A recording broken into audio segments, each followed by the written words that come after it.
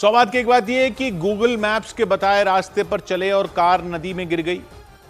यह आपने भी सुना ना बरेली में क्या हुआ कि 3 लोग एक कार से जा रहे थे, गूगल मैप्स लगाया हुआ था, पुल पर चले गए, पुल बना हुआ नहीं था, पुल आधा था और धड़ाम से गाड़ी नीचे नदी में गिर गई। तीनों लोगों की जान चली गई। यह खबर आपने भी सुनी, लेकिन क्या ऐसे ही सुनी? सुनकर ऐसा नहीं लगता जैसे सारी गलती गूगल मैप्स की थी? तो पहला सवाल तो यह कि गाड़ी में 3 लोग थे, गाड़ी पुल पर गई, पुल आधा ही था, पूरा था ही नहीं, गाड़ी पुल पर गई और धड़ाम से नीचे गिर गई। तीनों लोगों की जान चली गई। अब जब तीनों लोगों में कोई भी यह बताने को जिंदा ही नहीं कि असल में हुआ क्या था, तो यह कैसे मान लें कि गूगल मैप्स के जरिए जा रहे थे, इसलिए ऐसा हुआ? सबसे पहले तो सवाल यह आता है कि क्या गूगल आधे बने हुए रास्ते भी दिखाता है? पुल बना भी नहीं तो गूगल मैप्स कैसे दिखाने लग गया? क्योंकि गूगल में तो कोई भी रास्ता बन जाने के बाद ही आता है। तो गूगल यह कैसे दिखा रहा था कि इस पुल पर चढ़ जाओ?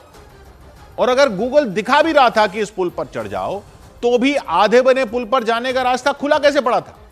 यह सवाल बड़ा नहीं है? सुनने में यह कहानी का एक एलिमेंट तो हो सकता है कि गूगल के बताए रास्ते में कार को नदी में गिरा दिया, लेकिन सिर्फ इतना सुनकर बाकी सवाल छोड़ दें क्या?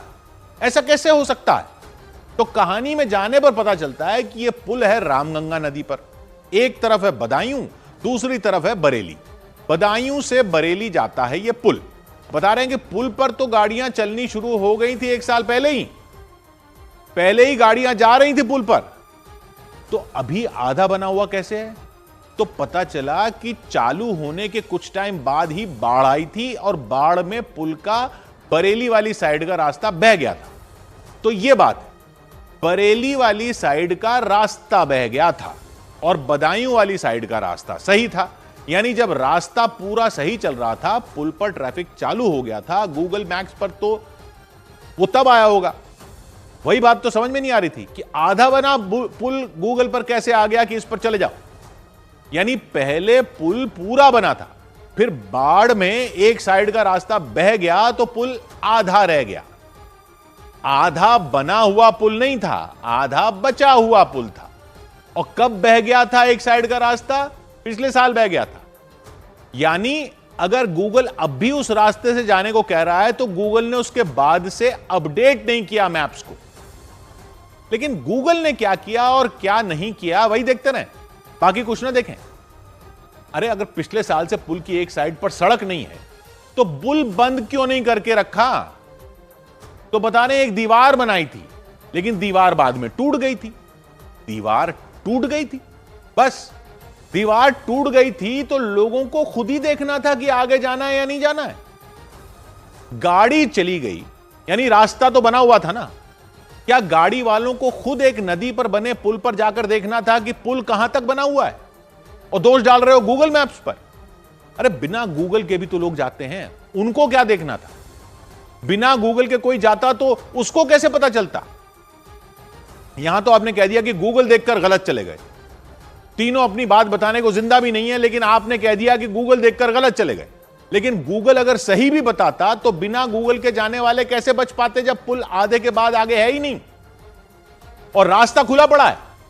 तो पता चल रहा है कि पुल बनाया सेतु निगम ने और कनेक्ट करने वाली सड़क बनाई पीडब्ल्यूडी ने, और सड़क बह गई बाढ़ में। फिर जांच बैठी, उच्च स्तरीय कमिटी बैठी, कमिटी की बैठकें हुई। कमिटी में पीडब्ल्यूडी, सेतु निगम और सिंचाई विभाग के लोग थे, क्योंकि पुल बनाया सेतु निगम ने, रोड बनाया पीडब्ल्यूडी ने, नदी की जमीन आती है सिंचाई विभाग के अंदर। तो जांच में क्या निकला?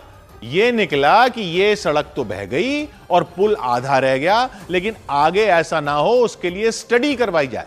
किससे? आईआईटी रुड़की से। तो स्टडी की सिफारिश की गई। उस स्टडी के लिए चाहिए था पैसा पास करवाने के लिए फाइल चली विभागों में।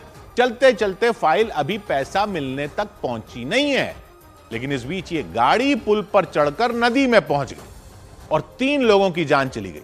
यानी साल भर से पुल ऐसे ही आधा पड़ा हुआ है, क्योंकि बरेली साइड की सड़क बह गई थी बारिश में, तो पुल साल भर से ज्यादा टाइम से ऐसे ही पड़ा है।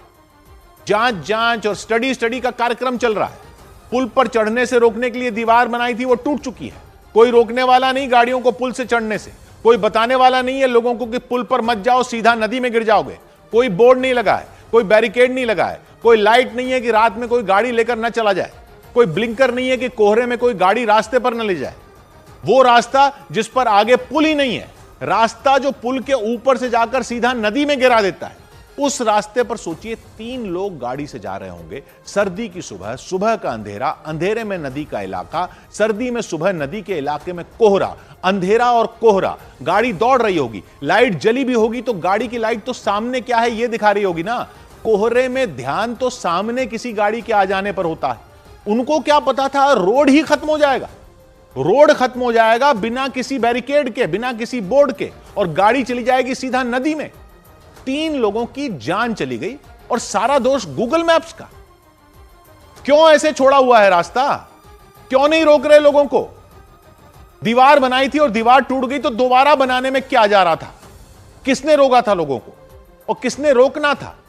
सेतु निगम ने नहीं रोकना था, पीडब्ल्यूडी विभाग ने नहीं रोकना था, सिंचाई विभाग ने नहीं रोकना था, वहां के प्रशासन ने नहीं रोकना था, पुलिस ने नहीं रोकना था, गूगल ने रोकना था।